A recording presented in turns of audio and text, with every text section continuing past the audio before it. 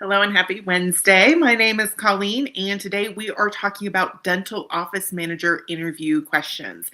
So, if you saw the previous stream from last week, we talked about how to hire a dental office manager, and today we're talking about interview questions. So, we're going to be sharing some interview questions with you that you can use as a hiring manager in interviews to help gather the right data, the best information that you possibly can so that you can make an informed decision about the best fit for your office. And oh, yeah, by the way, this is a great stream for job seekers as well. Okay, because if you're a job seeker and you're looking for a position as a dental office manager, you may be asked some of these questions. So these are really great questions to kind of practice with and make sure that you have a strong answer for these questions so that you can put your best foot forward and provide the best information that's going to help you get through that interview and position yourself very well for hopefully a job offer. Okay.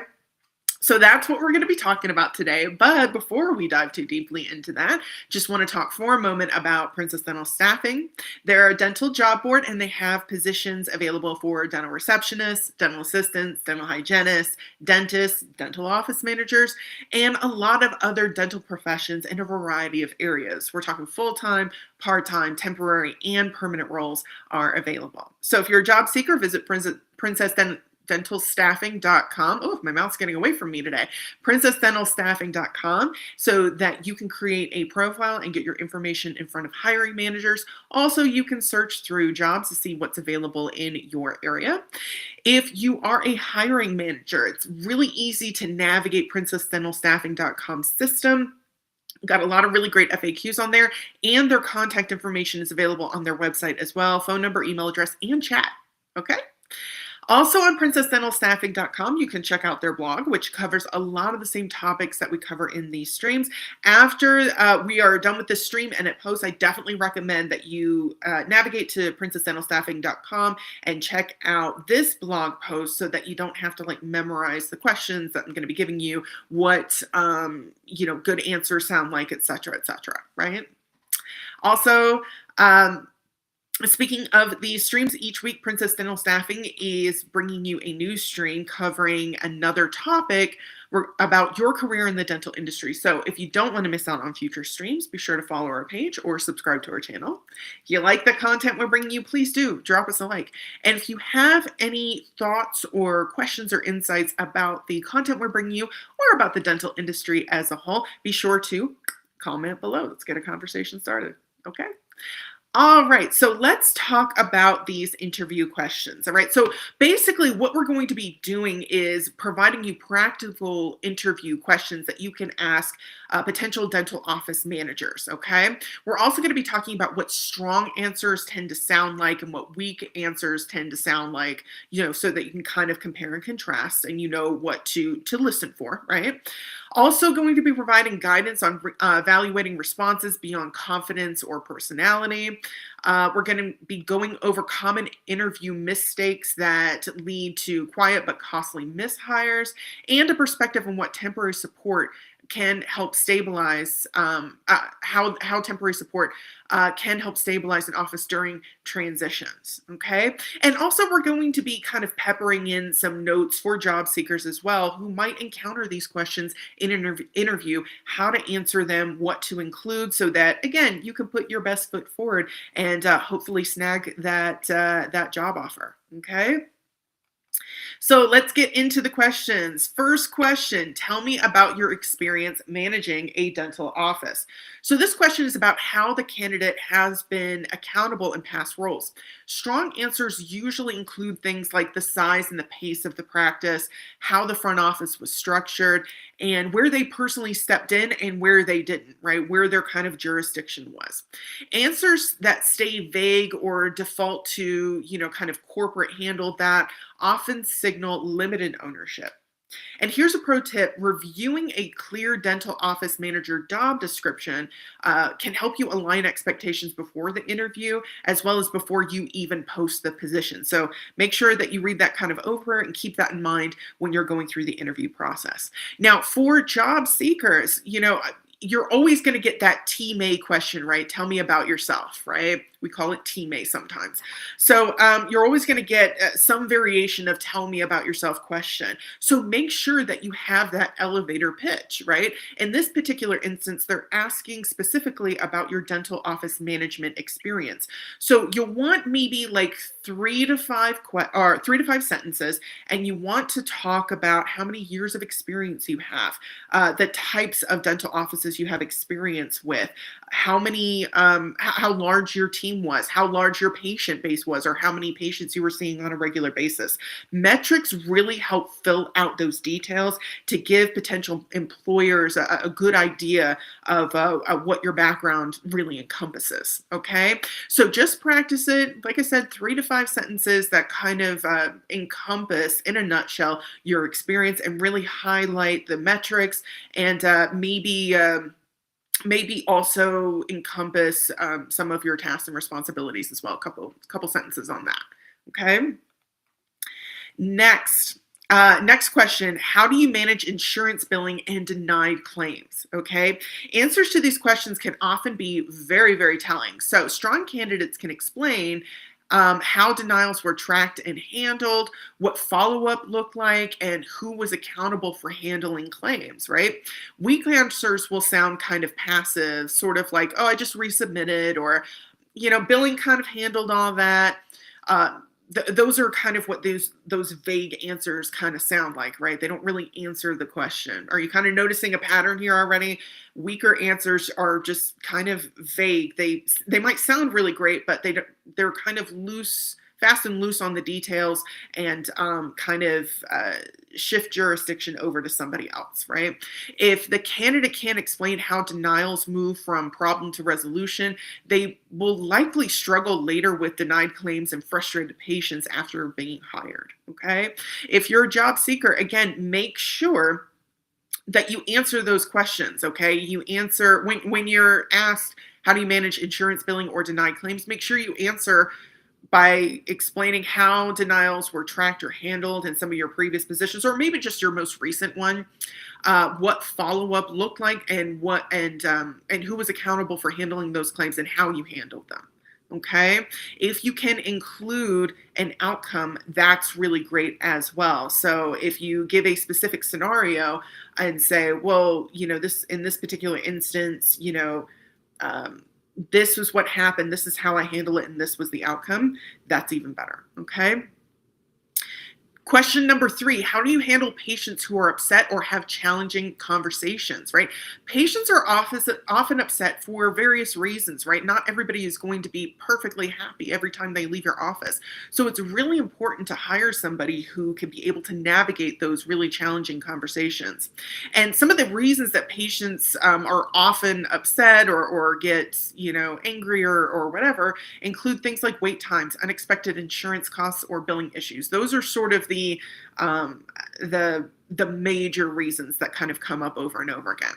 So when conducting interviews, listen for candidates who talk about de-escalation, right? How they were able to calm situations and really massage those situations without over-promising, okay? And how they were able to set boundaries. Was the candidate able to set clear boundaries using empathy, right? Leading with empathy with prior patients, just being very clear about what can be expected in this particular situation. A red flag to look for is defensive language or blame shifting. Those are often warning signs, right? Well, the patient was just being really unreasonable. Yeah, sometimes that's true, but blaming, kind of doing that blame shifting can really give you an idea of how they might handle patients in your office. Now, if you are a job seeker, anytime you are asked questions about how you handle this or how you handle that, and you have a specific instance in your experience, right? Well, this one time this happened, and you want to use that as an anecdote, as an example, okay? Make sure that you use accomplishment statement strategy. Okay, there are tons of them out there. You may have heard of some of them. A popular one is the STAR method, right? CAR method, CCAR method. There's tons of different methods out there. I personally like the WHO method. I think it's simple, short, sweet, to the point. Okay, but all of these different methods are acronyms, and if you have one that you use already and you're comfortable with, by all means, go ahead and use it. But I personally like WHO. So W stands for what you did, H stands for how you did it, O stands for outcome. Okay, so if you're going to give a specific example, or if you're going to generalize and go, well, this usually happens, this is a big thing that happens, da da da da da. You want to start off by talking about what the situation was, okay, how you handled it, or how you took steps to rectify the situation, and what the outcome was. And again, if you have some metrics to back up those outcomes, even better. Okay, but this is how you give details without getting too mired in details. Okay, it gives a nice, clear picture of what it is you, the candidate, are capable of handling. Okay. Question number 4, what dental software have you used and how did it affect the office flow? So this question isn't necessarily about brand names. That's an important point for job seekers, right? It's not necessarily that you have exact experience with the specific software. If you do, even better, but if not, if you have experience with similar software systems, that's good as well, because it shows that you can learn those things, right? So the question isn't necessarily about brand names. It's about how systems are actually being used, okay? So strong answers touch on things like schedules and adjustments, reporting and tracking metrics, and changes to reduce friction or conflict, okay? So if you are a hiring manager, make sure you look for those different things in the candidate's answer. If you are a job seeker interviewee, make sure you mention, oh, I have experience with A, B, and C software, and we use those things typically to handle X, Y, and Z operations. Okay. And final question, how do you train and keep front office staff? So this question reveals whether someone manages people or just tasks. Okay, so you'll often hear stronger candidates discuss things like expectations to help a smooth onboarding process, feedback on conversations that didn't go too smoothly and what they learned from them, and burnout, how they addressed burnout or overload among their team members. Okay, so potential red flag to look for here is high turnover when it's explained, especially when it's explained away as, people don't want to work. That's usually not a good sign, because that's blame shifting again, right? People just don't want to work, et cetera, et cetera. It's kind of an easy answer instead of really delving in and finding out, kind of what the issue is and taking steps to rectify it. Okay. So, and then job seekers, again, really talk about, the different what the situations are, how you what methods you use for training and onboarding, etc., and what those outcomes kind of typically look like. Okay. Now let's talk a little bit about what often gets missed during office manager interviews, right? So most interviews cover experience and personality. What they miss is how candidates handle gray areas, right? Because they're typically going to have to they're going to find themselves in those gray areas and have to respond to them. So when those moments where there isn't a clean answer, that can really give you some insight as to how you can expect this applicant to work within your office if you decide to hire them. And what usually shows up when insurance issues don't fit the script, staff tension sits just below the surface, and patients are upset but technically wrong, right? Not every patient is going to be completely right about their situations, and they're going to have to be able to handle that with empathy and with understanding and de-escalation techniques, right? Strong candidates have lived through these moments and describe them calmly and specifically, while weak candidates will speak in generalities. And again, there's a lot more of that blame shifting going on. Okay. So what should hiring managers listen for when asking these questions, the answers to these questions, right? So again, strong answers are often grounded and detailed, right? They discuss and provide examples that have been lived, real situations, trade-offs, and outcomes. Weak answers often sound polished but very vague, Okay, so you'll hear confidence without detail or responsibility shifted elsewhere. Billing handled that. Corporate decided. The team struggled. The difference isn't confidence; it's ownership. So if you are an interviewee, make sure that you definitely have that confidence, but that you're giving enough detail to really paint a strong picture and position yourself as somebody who can handle a lot of these common issues and situations that come up within dental offices. Okay.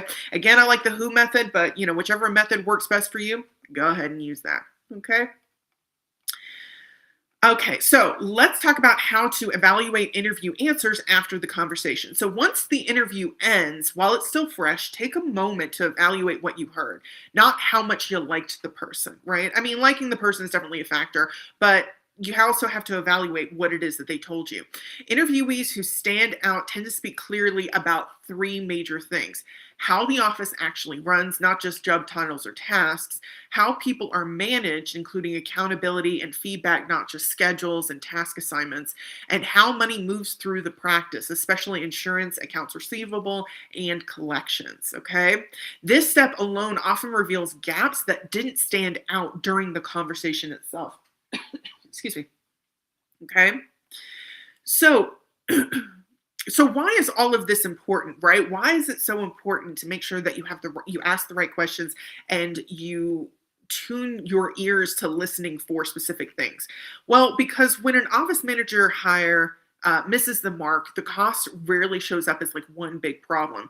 It usually shows up as 10 small ones, right? Missed calls, aging claims, staff frustration, typical signs of broader front office staffing challenges that quietly add up. So by the time the issue feels obvious, the practice is often already operating under more stress than it should be. So that's why the interview matters as much as it does. You really want to gather as much important and relevant data as possible so that you can make a informed decision about the best option for your office. So let's talk a little bit about temporary coverage. Okay, so temporary coverage can be a way to reduce hiring pressures while making a hiring decision, right? It can also be an opportunity for you to test a candidate's abilities prior to hiring them. This is the power of the working interview. Right? So when a front office is understaffed and or overwhelmed, interviews tend to get rushed, right? You definitely feel that pressure to make a decision now because you needed somebody yesterday, not today, yesterday. So when this happens, the goal might shift from finding the right fit to finding someone who can start tomorrow and really hit the ground running. And that's when costly mishires can happen. Stabilizing the front office with a temp can change this dynamic. With coverage in place, interviews become clearer, questions get sharper, and red flags are easier to spot when you take the time to do it well the first time, right? You're no longer hiring under pressure, you're hiring with intention. So, in many cases, practices use temporary coverage as a bridge to a permanent hire. Once the office is running smoothly, it becomes much easier to identify the right long-term fit and make a confident decision. And Princess Dental Staffing is here to help you with that. And because they support both sides of that process, right? Helping practices stabilize short-term administrative needs, and when they're ready, connect with experienced dental professionals for permanent office manager roles, right? So Princess Dental Staffing, again, offers permanent and temporary coverage. So you can hire somebody temporarily that's interested in temporary work and that will give you the time to make sure that you are really looking through that applicant pool to find your top picks, your top talent, and time to interview that top talent without feeling rushed and pressured. Okay. So, the main takeaway here is that the interview questions asked don't matter as much as what the interviewer is listening for in the answers, right? Strong candidates will explain how work actually gets done, while weaker answers stay vague or shift responsibility onto others, okay? So, what are your thoughts? Are you a hiring manager? Do you have a favorite question that you like to ask in the interview process? One that really gives some really strong insight as to, um, you know, uh, um, uh, interviewees' capabilities, a candidate's capabilities, and how they are going to function within your office. Do you like working interviews, or do you prefer to hire off the bat? Do you prefer to hire somebody temporarily while you're going through the talent acquisition process? Let us know what your preferences are in the comments below. Okay. So those are our questions for dental office managers for you to ask in interviews, and what to listen for in the candidates' responses. And job seekers, these are some common interview questions that you could come face to face with. So make sure that you're using them for practice, right? Make sure that you have really strong answers that position yourself as a solid candidate. Okay. Now, let's take a moment to talk about some professional development. Princess Dental Staffing is committed to bringing you some free CEs. So let's talk about what's going on this week. In fact, today, January 21st, we have From Bud to Blossom, Exploring the Oral Systemic Link in Women's Health. So that one is happening at 7 p.m. Eastern, 4 Pacific. It's one live interactive CEU. The presenter is Melissa Calhoun. Hopefully I said that right. RDH, and the CE supporter is Voco America, VOCO. What you'll learn in this webinar examines the oral systemic connection in women's health, highlighting hormonal influences, systemic conditions, and preventative strategies dental professionals should understand. A great option for hygienists and dental teams focus on whole patient care. Okay. Another one that's coming up is tomorrow, Thursday, January 22nd. And this one is Dental Advisors 2026 Clinical and Research Award winners. So the time is 7 p.m. Eastern, 4 p.m. Pacific. Okay. So at that same time tomorrow, 2 live interactive CEUs, and the presenters are,